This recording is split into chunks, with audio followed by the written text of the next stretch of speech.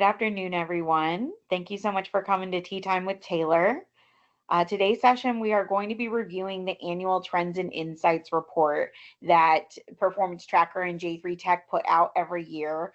This is actually volume 8, so this is the 8th year in a row that we have put out this report. So I'm super excited to be able to share this year's report with you. Some of you who have been viewing these reports for a long time may have noticed a shift in the design aspects of what we put out. It used to be a very lengthy report and kind of, just a lot of information that wasn't really necessarily cohesive. And this year and the last year, we really tried to hone in on the purpose of this report and trying to bring the most impactful trends and insights to our profession. So really excited to dive into this today. Before I get started on my slides here, I do want to point out that I have a special guest with me today, Vince. He is our senior business consultant with Johnson Consulting Group. He did join my tea time a couple of months ago to help present on some of our incentive plans and things like that. But today he's going to be our expert in really answering some of the burning questions that come from this data and from his perspective of a profession expert. So today we're going to join in with Vince. Then we're also going to go over some of our award winners, and we did highlight 3 of our award winners in interview format within this report. So I do want to point that out to you guys. We'll go over lead generation and social impact if we have some time. If not, then you guys can definitely feel free to reach out to me and ask any questions you have on the lead generation pages or social media pages of the report. That's going to be pages 18 and 19. Also, really quick, before I dive in, let me paste the link to our full report that you can download. So that is in our meeting chat now. For anyone who is watching this recorded instead of joining live, we will be emailing out that link along with this recorded session. And it is in our slide deck as well. So I've got it listed right here and it's fully linked. So you can access the full report at any time. Essentially what this report was created for was to bring all of the information that we gather with Performance Tracker, both on the sales side and on the customer experience side, to the entire profession, and really sharing that insight with the industry to highlight Performance Tracker, of course, but really to establish trends and insights throughout the entire profession, so you can choose and make your business decisions according to what the marketplace is saying. And that's nationwide and also in Canada. We have properties in all those areas. And exciting enough, this year we actually have a property in Jamaica as well. So next year's report will include Jamaica. So that is really the entire philosophy behind this report. I do want to really highlight some of the impressive feats that we had in response rate this year. We do have a page in the report that's dedicated to response rate itself. Here, I'll go ahead and share that. So our overall response rate for 2024 was 36.7%. But if we flip back over to my slide deck, you can see some of the trends from this year compared to last year in response rates. So broken down by business segment, funeral, cremation, and cemetery, you can see they're all on the rise. The only down arrow here is actually positive, which is why it's green. Only 15 companies on Performance Tracker were below our 30% threshold for response rate. And that's in comparison to 2023, which was 32 companies. So you can see we sliced that in half, and we're really making a lot of headway when it comes to response rates. That's going to be great for all of our clients that are on Performance Tracker, not just for the validity of the data that they're collecting, but also for lead generation. I mean, that's huge. Your marketing questions on the survey. So how are clients, or I'm sorry, how are families finding you, and why are they ultimately choosing you over someone else that might be nearby? So the higher the response rate, the better your data, the more you're getting out of having Performance Tracker as a program. So just awesome job to all of our current clients on Performance Tracker for getting that increased, and it's still on its way up this year. So interviewing award winners. So I do want to point out a special thanks to the individuals that we were able to interview this year for our Excellence in Customer Service Award highlight. Now we have Dean Schneider with Roper and Sons, who graciously took the time to meet with us and share the insights from his perspective. What I really love about this interview was that he really pointed out how he's using Performance Tracker to increase customer experience and make it actionable, and not just taking in the data and for what it is and managing alerts. They're really going back and taking a look at their data over time to make impactful changes. The same thing with Jimmy Lucas over at Lucas Funeral Homes. They actually do an internal, what they call dead talks, and I know we have like ICCFA dead talks, but we also have Jimmy Lucas dead talks for really reviewing all of the survey data as a group, and they go over individual cases and say what went right, what went wrong, what can we do better, and they take that information from Performance Tracker when they're reviewing that, because it is direct feedback from the families.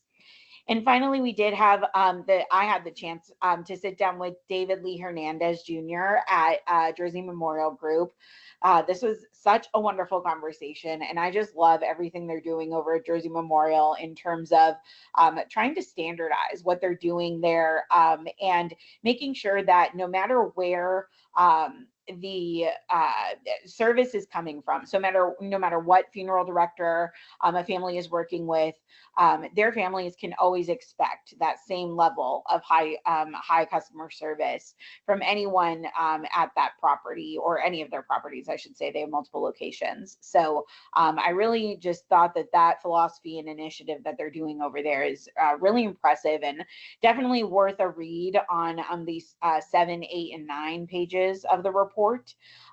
We do also have all of our award winners listed here. So by location, each of the individual locations in the sizing categories, it's 15 in each category, so 45 winners total for the 2024 awards. And then we have some stats that are really interesting to note. These are really great things to benchmark yourself against if you're a current client of Performance Tracker. So if you log into your dashboard and you're like, hey, where is my location performing right now? Okay, well, it's really good in comparison to the highest total value index from last year. And that's really something that you can set your goals with this year if you're not necessarily working with one of our consultants or someone who has a lot of insight into the metrics. This is a really great point of reference. So I know that was a brief overview in that, but we do only have 30 minutes in these sessions. So I just want to make sure we have time to get to Vince because he did take time to join us today. So Vince, are you with me? I am, yeah. And I think Jake has joined us as well. Oh, awesome. Hi, Jake. Hello. Jake Johnson, ladies and gentlemen. We have some burning questions for you guys to answer. So you guys can switch off on these if you'd like, and take what you feel most comfortable answering. But we're going to kick it off with trends in consumer behavior. So shifting preferences within the profession when it comes to direct cremation versus traditional burial. So the data in our Trends and Insights report is showing cremation now dominates case mix, especially direct cremation at nearly 70%. How are funeral home owners adapting their service offerings to meet this demand? Well, this is a huge challenge for many funeral home owner operators. We see this in virtually every market across North America, more and more cremation, and the trend is more and more without service and ceremony.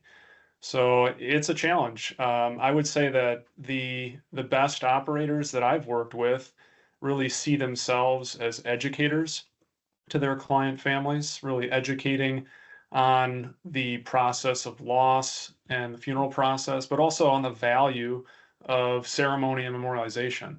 So really seeing the staff and training the team as educators on that sort of experience for the family. The other, I think, factor here or best practice would be to really watch carefully and monitor the cremation case mix. So, of your cremation cases, of the at-need cremation cases that you're serving, how many of those are with service or ceremony? And then look at that by rooftop and look at that by arranger, even over the long term. Every organization has some high performers on their team that do things at an exceptional level when it comes to presentation, education to client families. And I think that look for those subject matter experts, those folks on your team that you can learn from, and then get information from the outside to really work on those cremation arrangements. Our colleague Lacey Robinson does a great job with owner operators and funeral home locations and some of the training on cremation arrangements. So I think that's also available. Look for outside help. And then I would say, finally that, when it comes down to it, it's going to end up being that we need to look at the workflow. If Mhm. direct cremation and cremation without ceremony continues to be a bigger and bigger piece of the case mix and families that we're serving, then we need to look very carefully at how the work that's getting done is getting done, who's doing it, and can we do it a little bit more efficiently to be a sustainable operation for the future. So that's, I think, just a few thoughts on that striking piece of data we saw in the Trends and Insights, that increase in direct cremation. Yeah, absolutely. I do want to point out too that the case mixes are available. You can see your case mix broken down by month within Performance Tracker. You can see it both on the sales summary report in Performance Tracker Enterprise, and then within PTX, in Performance Tracker X, the Medallia dashboard, you can actually see that in the Funeral Sales Performance tab as well. So if anyone has any questions on navigating or finding that in their dashboard, don't hesitate to reach out to me too. So customer experience and satisfaction, regarding the value perception gap. While customer satisfaction is generally high, perceived value is lagging, especially for burial services in comparison to cremation services. How do you instill value without justifying cost? This is an area that I look at quite closely for the clients that I work with. Uh, Generally speaking, we do see high levels of customer satisfaction for most well-run funeral home businesses. The satisfaction of the services, when you look at each touch point of the funeral home with the family, we typically see a lot of positive things there. And I frequently get, the emails through Medallia for many of my clients, and I see 10 net promoter score, so a perfect net promoter score, perfect overall satisfaction. And yet we do see sometimes a 4 out of 5 or a 3 out of 5 when it comes to value.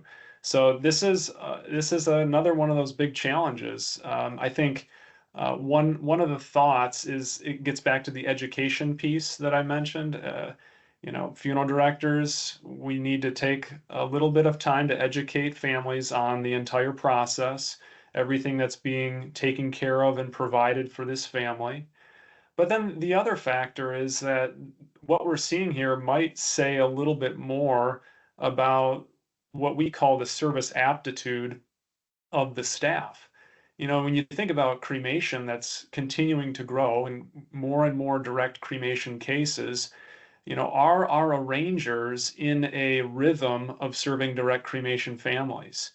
And if so, are they able to break out of that rhythm and provide the white glove service that really a traditional burial family that might be spending 10, 12, or $14,000 is expecting. And I think that's an important question is what is the service aptitude of the team?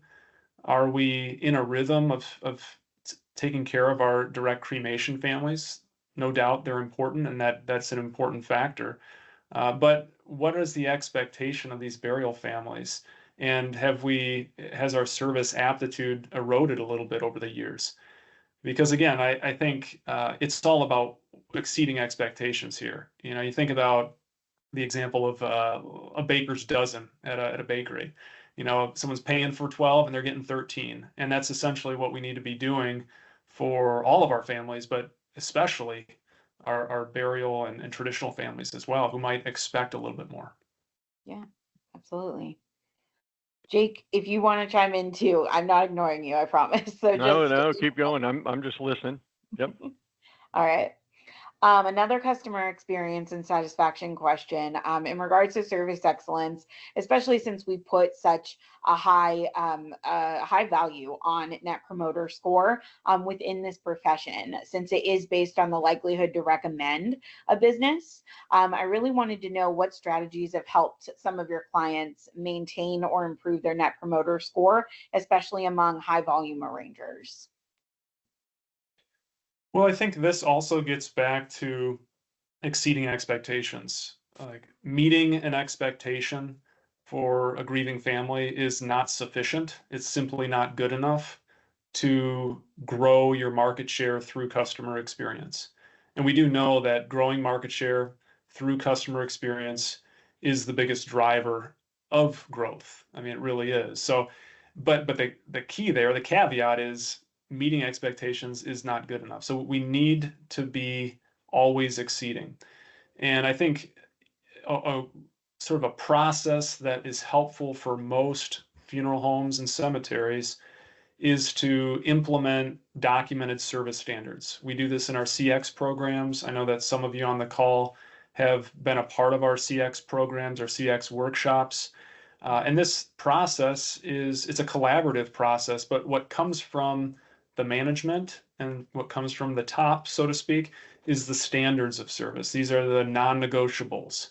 Every employee is agreeing by the nature of the fact that they work here that this is how we're going to take care of a family on a first call. This is how we're going to interact with a client family during an arrangement conference.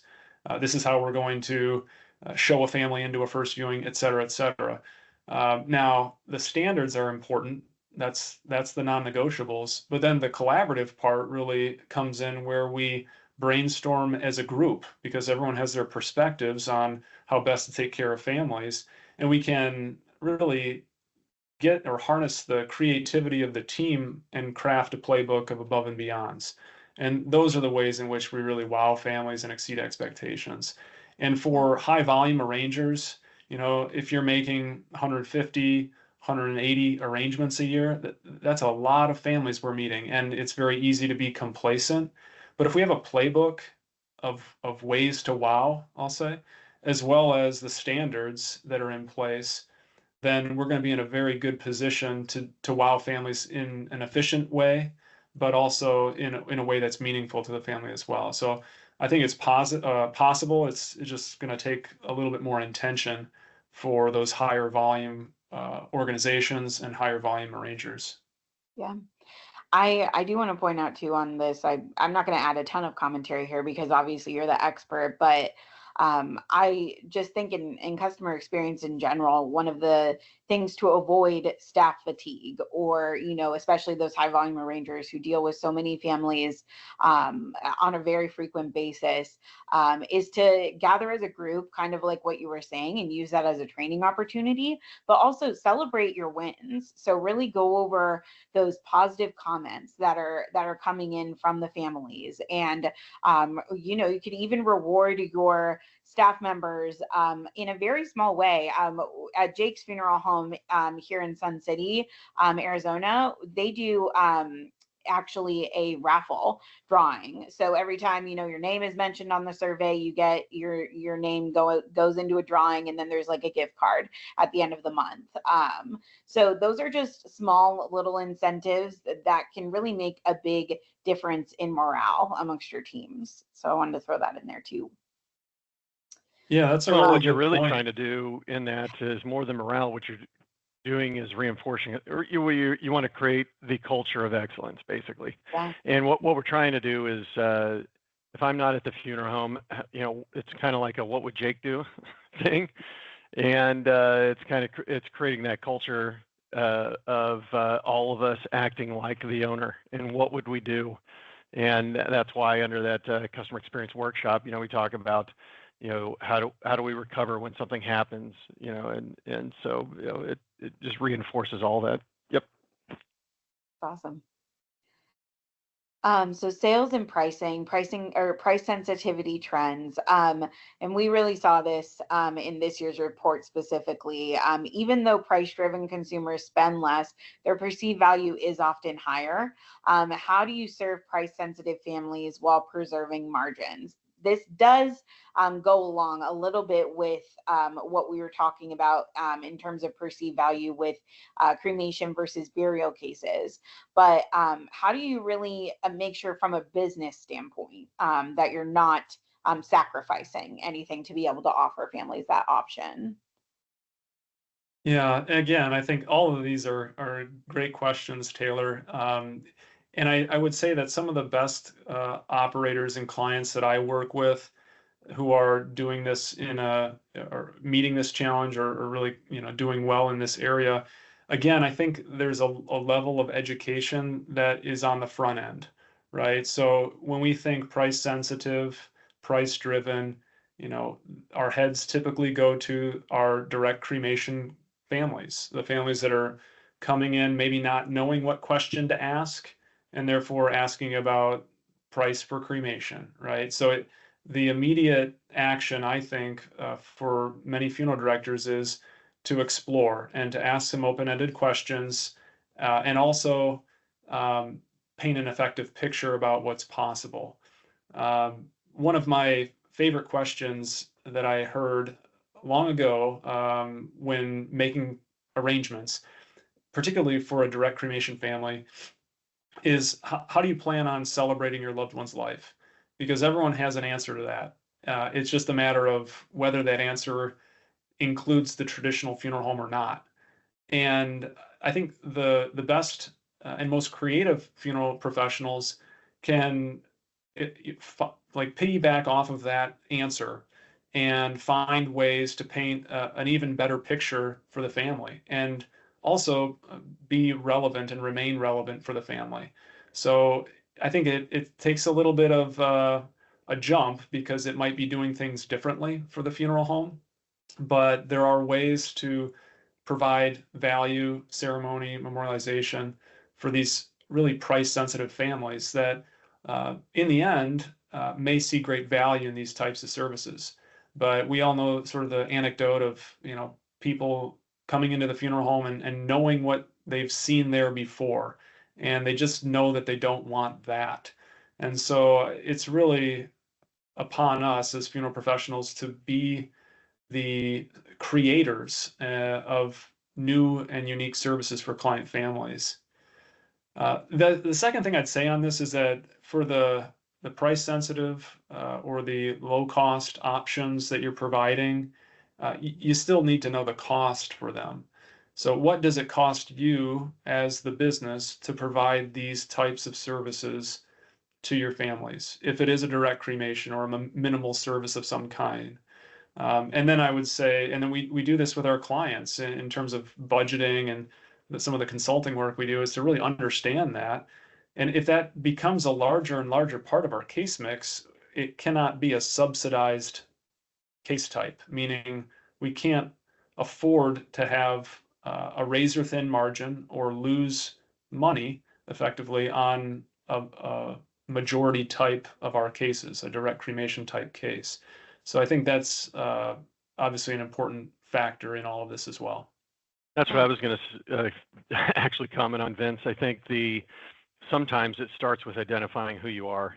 I believe certainly there's two customers out there. There's those that understand, desire, and want to know more about all the services we provide as a funeral home provider. And then there's those that it's all about the price and it's the low cost family, if you will. And the two exist, and you have to pick a side. And you can actually pick, I've picked both, but through two different concepts.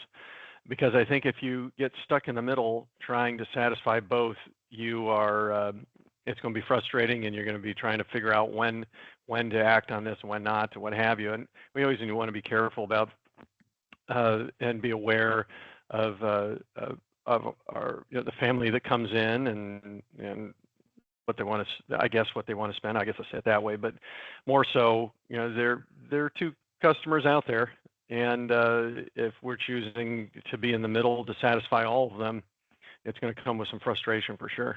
So got to kind of pick what you want to be, and there's no wrong answer. Actually, I think just make it, but definitely pick one.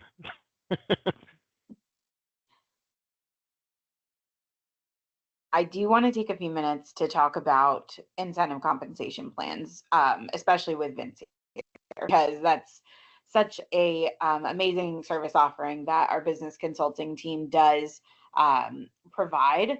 And when I say amazing, that's not my opinion. It's shown in the data of this year's report. It shows that companies with incentive compensation plans saw significant gains in both sales and satisfaction. And the Johnson Consulting Group ICP plan is higher in every single category. So Vince, when you're creating an incentive compensation plan for your clients, what really sets it apart from if they were doing it internally or with another organization? What's the secret to your success, I guess, on this? Yeah, I would say the first is that it needs to be aligned with the company objectives. And that typically is derived out of or from a budget, at least a revenue budget. So if you know what are the financial needs of the company, then we can work backwards from that and figure out what are the measurable targets for the employees that are going to be involved in this plan. So there's a financial component to it, but then there's also the customer satisfaction component. And that's arguably as or more important. So that there are these two key parts, and they need to work in concert with one another. So we need to make sure that the plan is designed according or aligned with the company objectives financially. And then we need to structure it so that everyone who's involved in this incentive plan is working towards exceptional levels of customer satisfaction. I've seen firms try to implement an incentive plan without a metrics-based survey program like Performance Tracker, and it just simply becomes very, very difficult, and it's not as effective. So anyone who's on this call, I would assume, is using Performance Tracker. You're all clients of Performance Tracker, and so you have that as an advantage already. You're one step closer to having an effective incentive plan if you so choose, and maybe you're using it, but I think those are the two key factors. I know, Taylor, we did a whole session on incentive plans, and I think that's available to everyone if they want to listen in, and there's obviously more detail on how to structure that. Yeah, that was February's tea time. So that link is still available on our YouTube page, and I can send that out to anyone who might be missing it or maybe didn't receive it on that first round. So thanks, Vince, for bringing that back up too. So I am going to skip over a couple of these last questions because unfortunately we are up on time. And I do want to point out the social media and lead generation component of this report. So I am going to scroll back up here to pages 18 and 19. And for those of you who went ahead and downloaded this report, I put the link in the chat in case you jumped in late to this session. But go ahead and take a look at 18 and 19 and just know that the leads that are generated from Performance Tracker, the Google reviews that are generated from Performance Tracker, all of that is completely included in the program. And this is why I'm pushing response rates so much. Again, not just so you can be receiving statistically valid data, which is super important, especially when you're relating those CX metrics back to incentive plans, but so you guys can get optimal lead generation coming in. So families who have never lost a loved one before, had no idea that you could pre-arrange services, can see that on the survey, and then they can reach out to you because you guys did such a great job in your interaction in the first place that they do want to experience that again with you, and they want to be more prepared as well. So the pre-need lead generation is rising every year, and it's going up in congruence with response rate.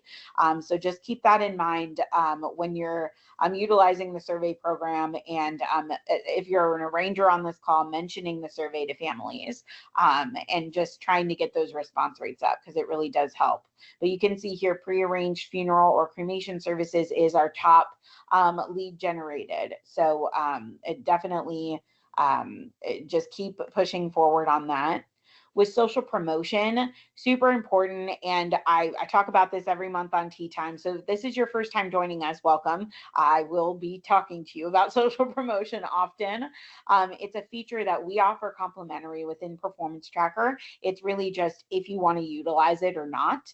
You should be wanting to utilize it. It actually helps you manage your online reputation as well as increase your online reputation and your overall presence online, as well as your scores in general, which in turn helps your search engine optimization and helps families find you.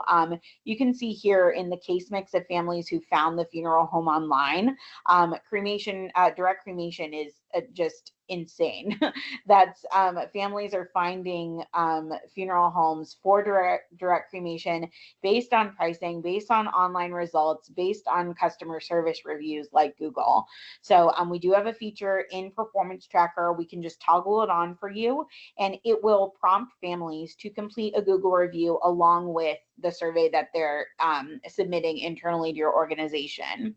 Now, I do want to point out that we have a new feature of release along with that, is we can offer the survey to only positive scoring surveys if that's your preference. I, as a CX professional and someone who's been in surveys for over 5 years now, I really feel like you should be offering it to everyone. A couple of negative or mid scoring reviews on your Google page definitely helps increase the authenticity, especially when owners and operators are taking the time to respond back to those Google reviews and create a rapport with families online and show that they care. So I recommend having it on for all, but we can have it on for only positive scores if that's your preference. So reach out to me if that's something you want to enable if you're not currently using it, and I can definitely help you set that up. So since we are up on time today, I do want to just quick housekeeping reminder, please make sure you're logging in through the single sign-on, our new SSO.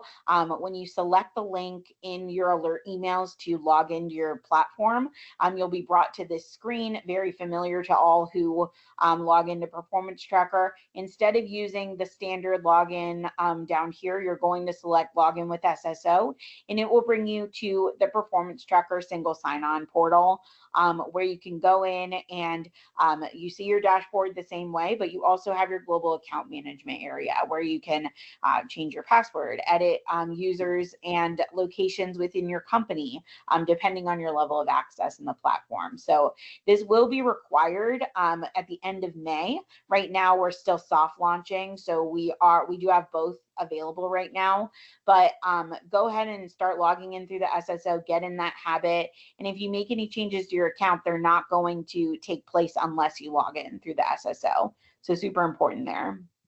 Hey, Taylor, I was going to, just a general comment about the Performance Tracker. I mean, I drink from the Kool-Aid, of course. I have it at my funeral home using an ICP, incentive compensation plan with our rangers. But the there's a couple things to think about with it. And the cool part about being a funeral arranger, funeral home owner is you have just a high satisfaction level of your customer. Typically, it's a very personal thing that's being done, and if somebody's gotten to the point where they're a funeral arranger, they're a caregiving person, and they're going to do their best job, quite frankly, and